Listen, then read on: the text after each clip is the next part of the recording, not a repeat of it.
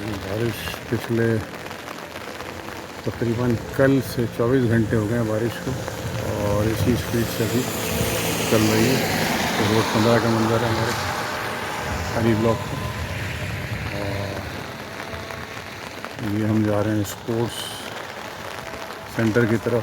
سامنے میدان میں نظر آ رہا ہوگا، پچھلے 24 آور سے ابھی تک لگاتار بارش ہو رہی ہے، کنٹینیو چل رہی ہے بارش کا منظر۔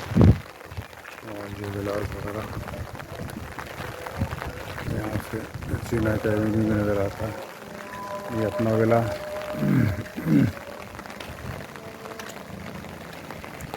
شاید جینا یہاں سے نظر آئے، بیچ میں سے دونوں ولا کے بیچ میں سے اسپیس ہے، پیڑ ہے بیچ میں تو نظر نہیں آ رہا، لیکن بارش جو ہے وہ بالکل ٹپا ٹپ چل رہی ہے، رکنے کا نام نہیں لے رہی، کنٹینیو اسی اسپیڈ سے چل رہی ہے جو اسپیڈ ابھی چل رہی ہے۔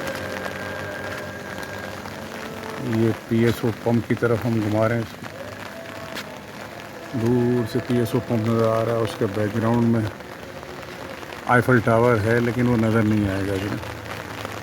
تو یہ منظر ہے علی بلاک، یہ پورے بحریہ ٹاؤن میں اس وقت، ٹھیک ہے نا۔